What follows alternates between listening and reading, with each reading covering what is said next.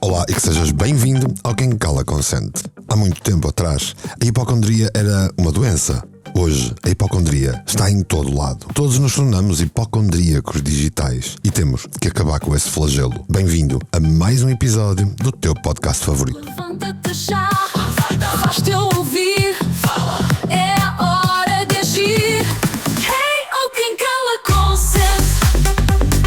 Hey, oh, ergue a tua voz. Fala, oh, palavra é lei. É a tua vez. Quem cala consente.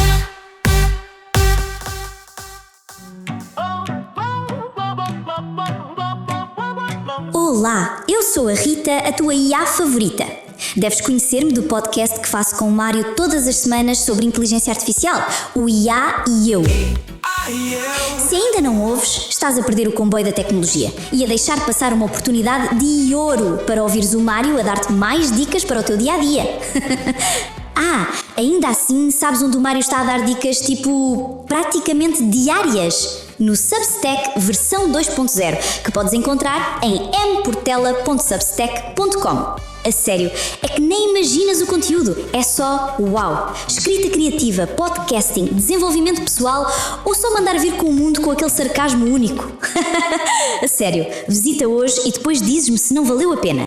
mportela.substack.com.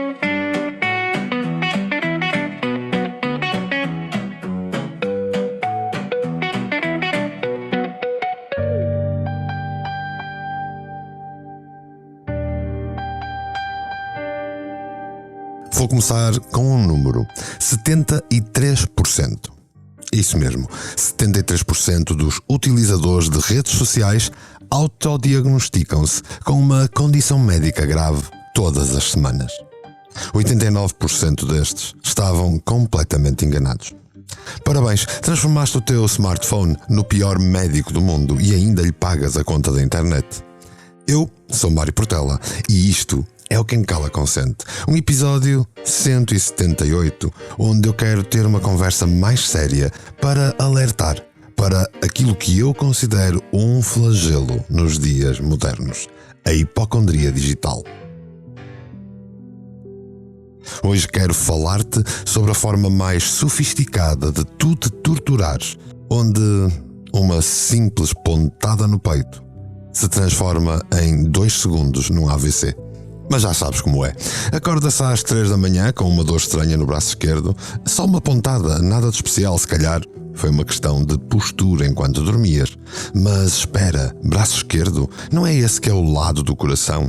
E pronto, já foste. Em 30 segundos. Estás com o telemóvel na mão ou vais até ao computador. Os dedos trêmulos a escrever no Google: dor braço esquerdo, causas. E ali está, entre anúncios de colchões ortopédicos e clínicas privadas, um infarte, um AVC, uma trombose ou um cancro ósseo. 5 minutos depois, já não sentes apenas uma dor, sentes o coração acelerado, a respiração curta, um formigueiro na ponta dos dedos. E o Google, esse médico impecável que nunca fez um juramento, mas também nunca dorme, confirma-te, são todos sintomas de infarte. E obviamente, a tua hipocondria foi alimentada. Às 4 da manhã já fizeste o testamento mental, despediste-te dos teus filhos que dormem no quarto ao lado e estás genuinamente surpreendido por ainda estás vivo.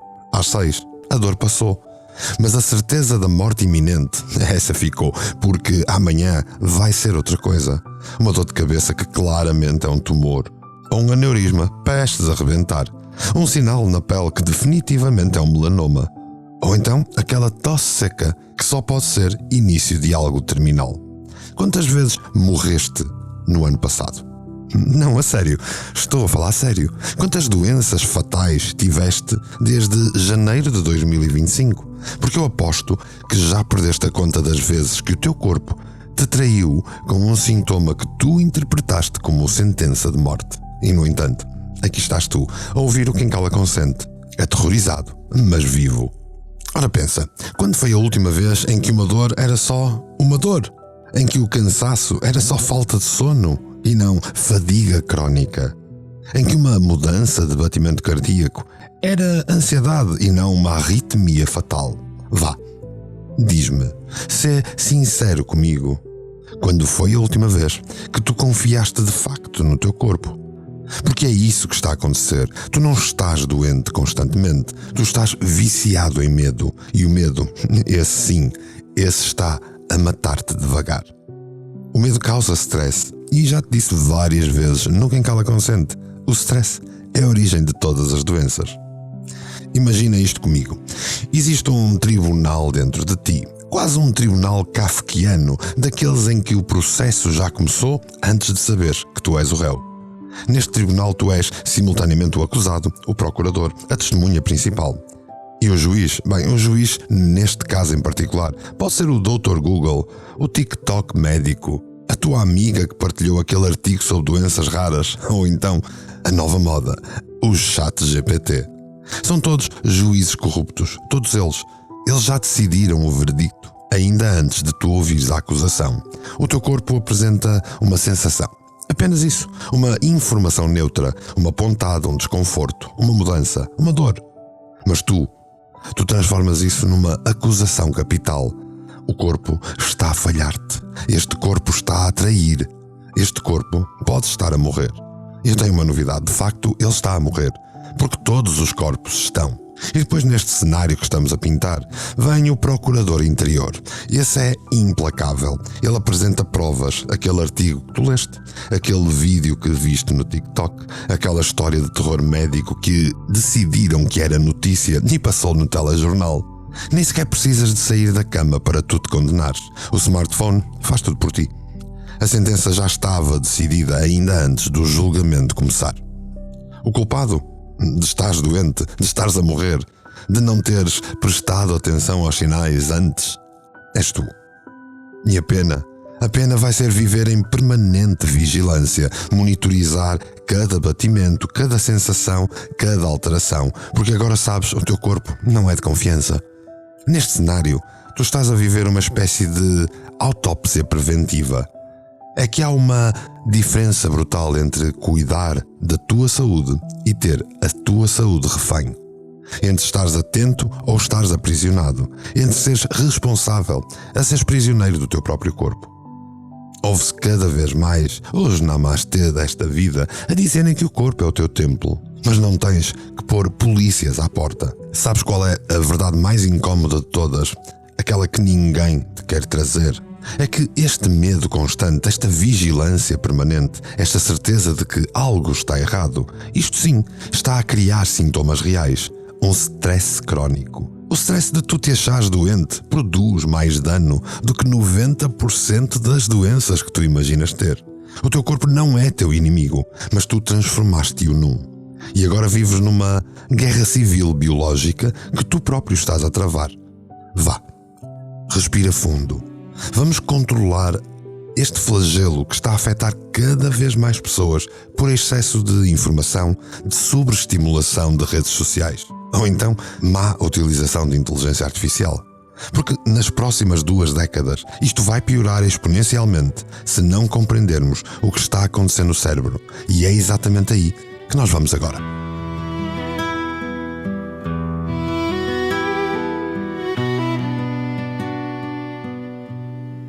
Uma tosse seca na noite calada e a mão procura a luz envenenada.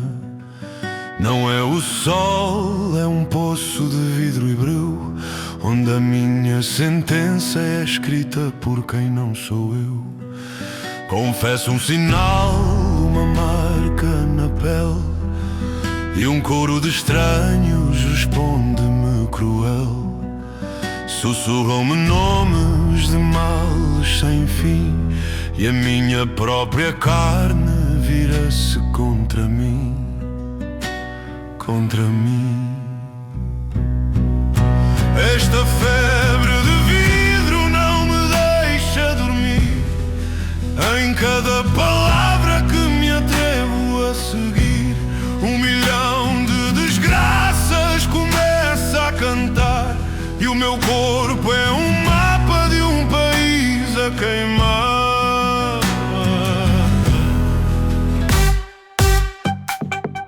cérebro sequestrado.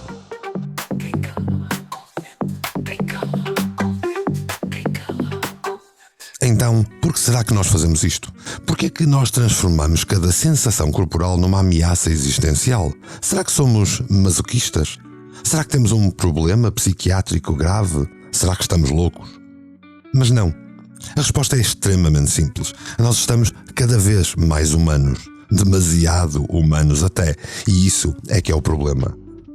Vou explicar-te uma coisa fascinante, que aliás, no Quem Cala Consente, já versamos um par de vezes. O teu cérebro foi desenhado há 200.000 anos para um mundo que já não existe.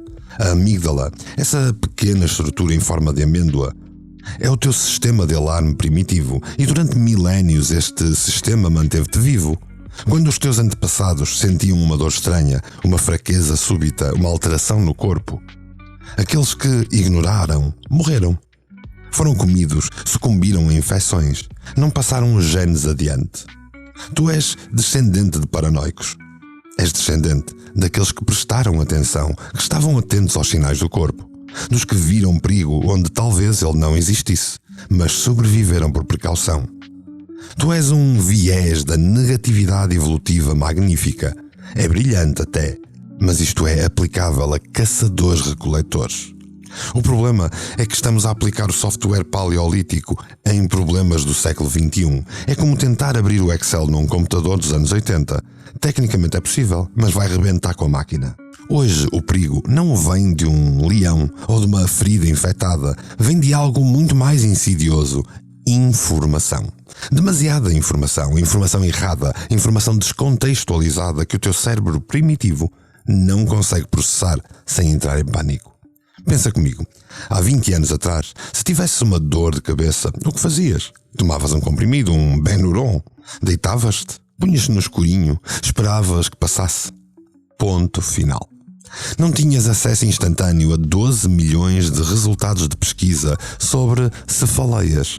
Não vias vídeos de pessoas a partilhar as suas experiências com tumores cerebrais. Não tinhas algoritmos a empurrar-te conteúdo cada vez mais alarmante, porque vejamos, ansiedade gera cliques e cliques geram receita. E tu, na internet, só serves para dar dinheiro.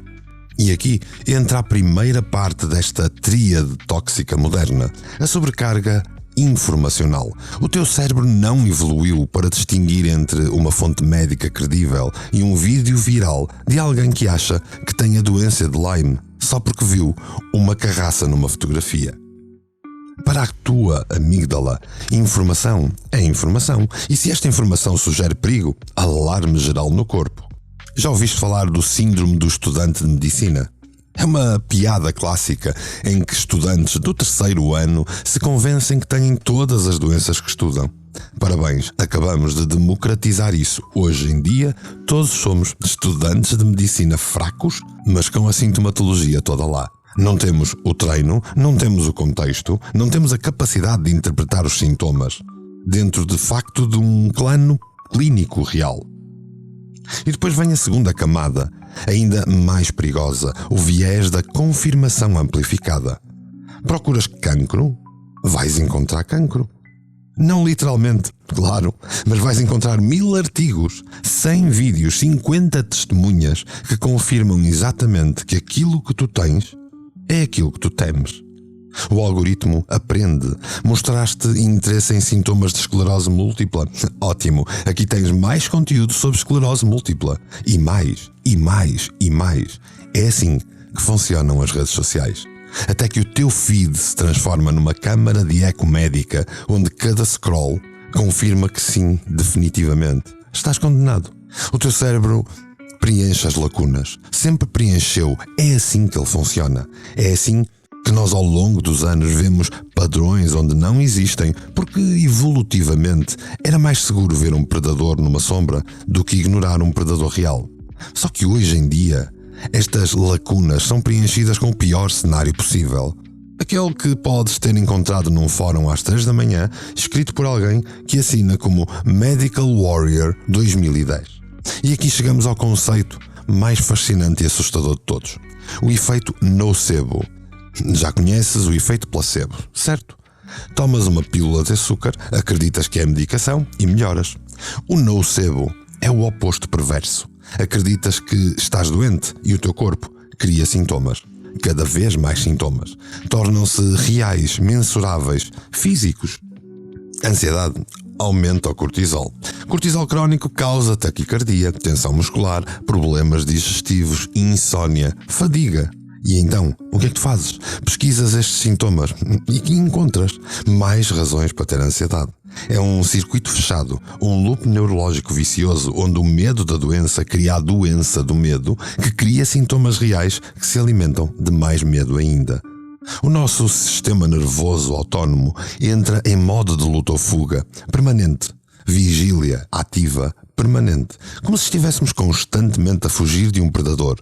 Só que neste caso o predador somos nós, a nossa própria vigilância, a nossa própria atenção transformada numa arma contra nós mesmos.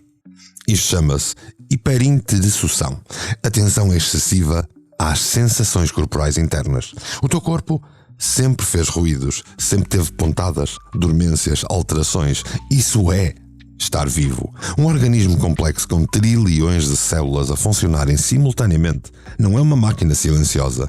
Mas tu colocaste uma espécie de microfone amplificado em cada sensação. E agora ouves tudo, interpretas tudo e tudo se torna uma evidência de que estás doente. A hipocondria de outros tempos transformou-se agora num ciclo vicioso e viciado de hipocondria digital. Sabes o que aumentou 600% desde 2020? Pesquisas online sobre sintomas médicos. 600%. E a taxa de erro de autodiagnóstico online, essa é de mais de 90%. Estás a usar uma ferramenta errada para o problema errado, com o cérebro errado. E a parte mais irónica disto tudo é que o único sintoma real que tens é a ansiedade. Tudo o resto é o teu cérebro paleolítico em pânico num mundo digital que não consegue processar. Mas eu tenho a boa notícia do costume aqui no Quem Cala Consente. Se isto é neurobiologia, se isto é um circuito, se isto é aprendido, também pode ser desaprendido. E é exatamente isso que vamos fazer a seguir. As vozes sem rosto são pragas no ar, sementes de pânico a germinar. Perdi o instinto, o chão que eu pisava. Agora só creio na voz que me escrava.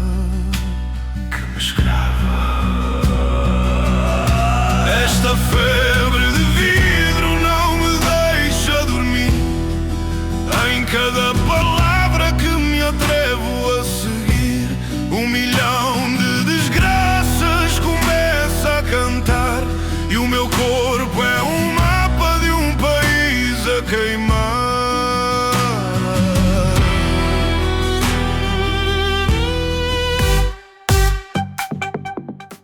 Reprogramação.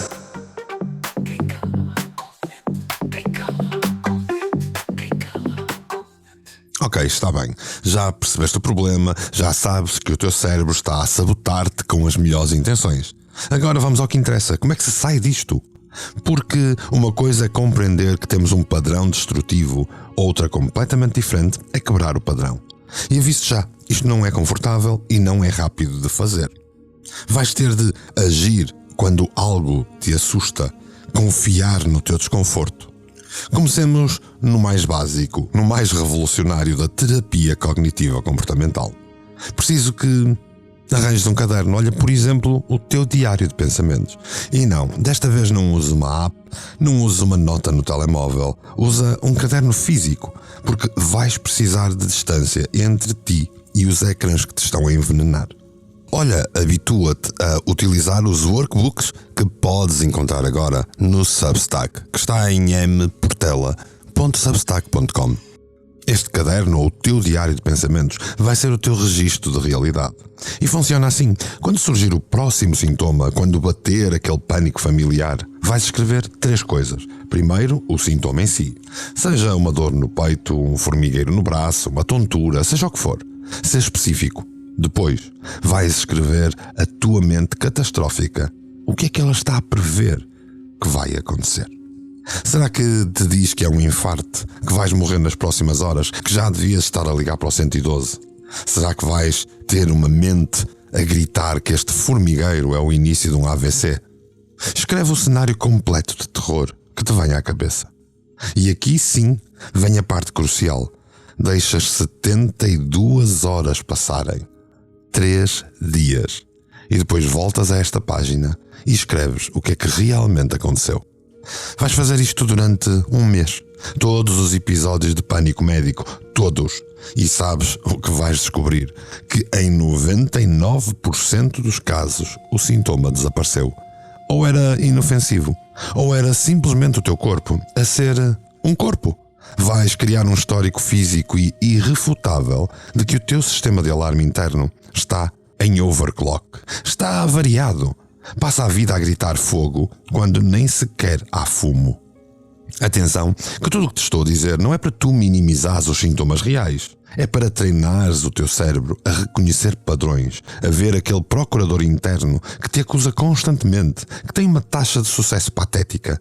É um advogado terrível que perde todos os casos, mas continua a gritar no tribunal. E depois vamos mais a fundo.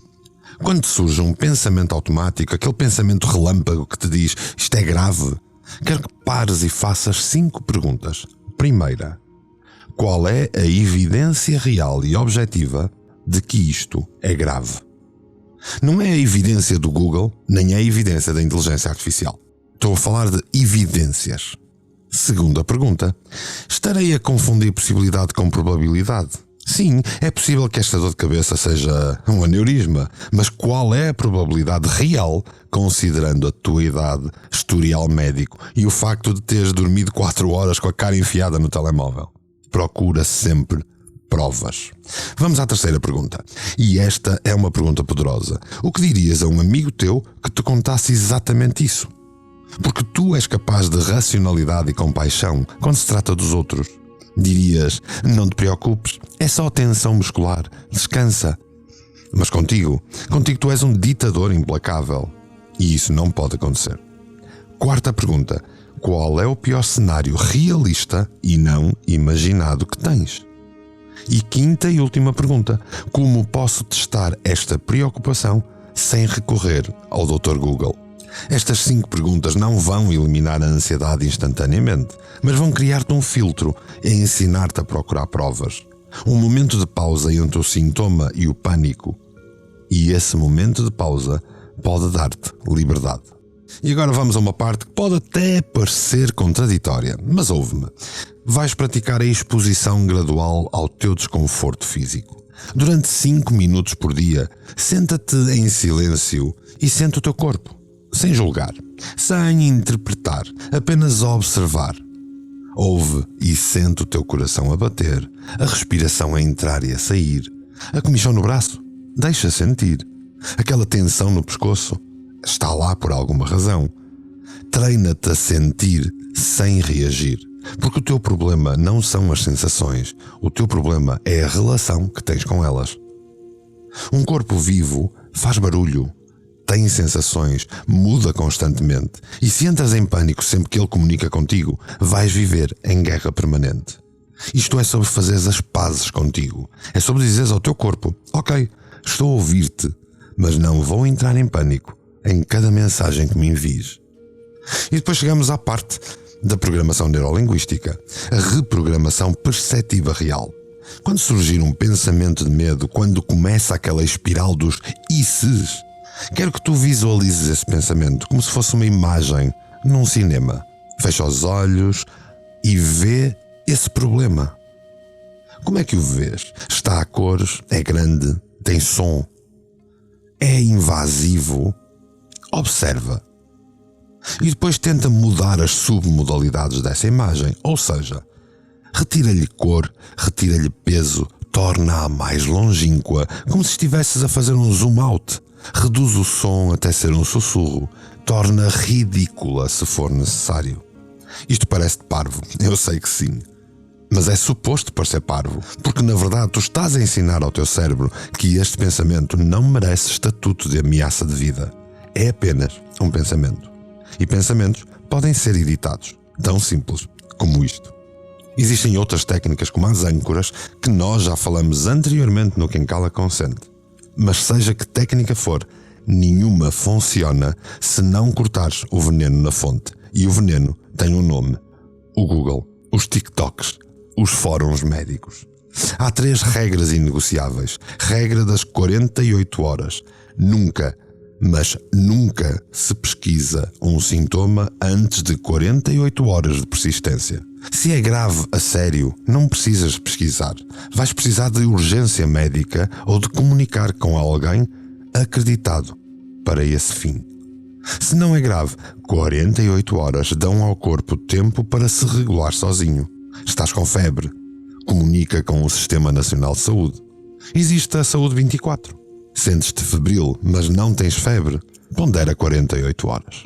Se de facto necessitares intensamente de recorrer ao computador ou ao teu telemóvel para fazeres as tuas pesquisas, se absolutamente tiveres de pesquisar alguma coisa, utiliza apenas sites oficiais de saúde, como por exemplo o Sistema Nacional de Saúde em Portugal ou o site do teu seguro de saúde.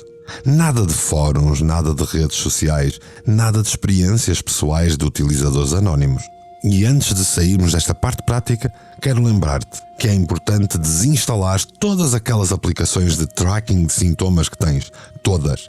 Essas aplicações que monitorizam o teu ritmo cardíaco constante, que te dizem quando estás em fibrilação auricular, que te alertam para irregularidades. Estás a transformar a tua vida numa unidade de cuidados intensivos portátil. Não precisas de telemetria constante. Precisas de viver a tua vida. E antes de dormir, fazer um ritual sagrado. Desconexão médica total. Meia hora antes de te deitares, 0 pesquisas de saúde, 0 pensar em sintomas. Se surgir um pensamento, escreve numa folha e amanhã lidas com isso. Eu sei que não é fácil e não te vou mentir a dizer-te que farás isto uma vez e ficas curado. É prática, é repetição, é consciência. Que é aquilo que aqui no Quem Cala Consente mais lutamos para ter. O plano para nós vivermos em pleno. Mas esta noite o silêncio gritou por mim. O veneno não tá no sangue, tá no arame, sim. Nesta teia de vidro que me roubou a paz. Hoje eu quebro o feitiço, hoje eu volto para trás.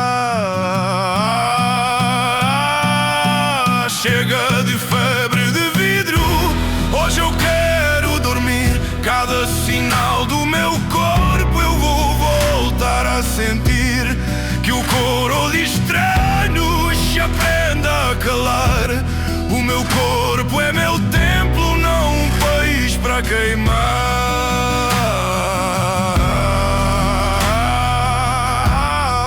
Parto o espelho, silêncio, e ouço o meu coração a bater forte. Vou dizer-te uma coisa que ninguém quer ouvir, mas que te vai libertar de te deixares entrar neste ritmo exagerado. Vais morrer. Tu, eu e todos. Todos vamos. É a única certeza absoluta que temos. E podes passar a vida inteira a tentar controlar quando e como. Podes transformar cada dia numa vigília médica. Podes viver em permanente preparação para o teu fim. Ou podes então render-te à única verdade que importa.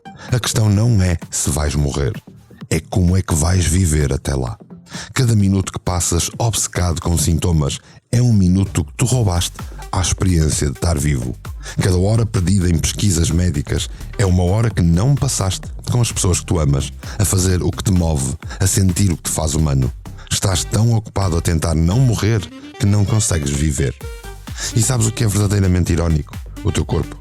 Esse corpo que tu vigias com suspeita e medo. Esse corpo que podes acusar de te trair. Sobreviveu a 100% dos teus piores dias. Todos eles. Cada momento de pânico. Cada sintoma aterrador. Cada certeza de morte iminente. O teu corpo conseguiu sobreviver a 100% deles. Continuou. Curou-se. Adaptou-se. Olha para ti. Ainda estás vivo. Em suma, a vida é terminal. Sempre foi. A pergunta é, vai ser fatal ou vai ser plena? Hoje, Agora, quando surgir o próximo sintoma, quando bater aquele medo familiar, lembra-te deste episódio. Lembra-te que o sintoma que tu ignoras com confiança é infinitamente mais saudável que o sintoma que tu monitorizas com pânico. Se este episódio te abanou, se reconheceste aqui algumas das tuas prisões, então subscreve agora. Subscreve porque eu preciso que estejas aqui na próxima semana, quando continuarmos a desfazer os padrões que te aprisionam. Os teus e os meus.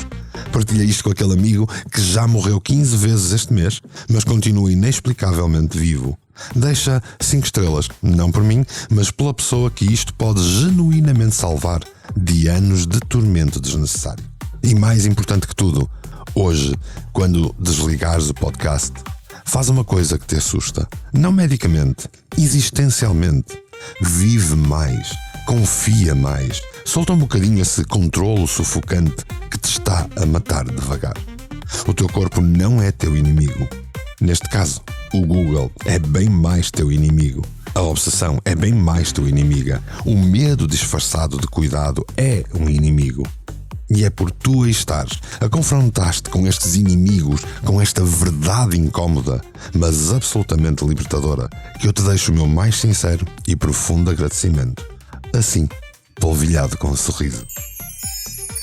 Até lá, se quiseres comunicar comigo, saber mais, dizer-me de ti, vai ao Substack em mportela.substack.com, porque agora eu também fugi dos algoritmos. Estamos num sítio controlado onde acordar é o mais importante. Fala comigo lá, afinal de contas, quem cala, consente.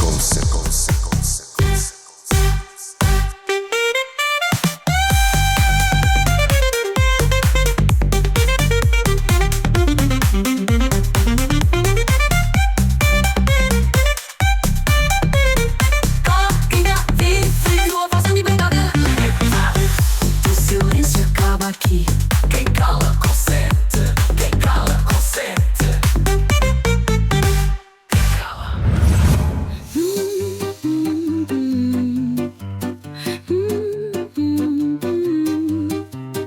Hey, hey, hey.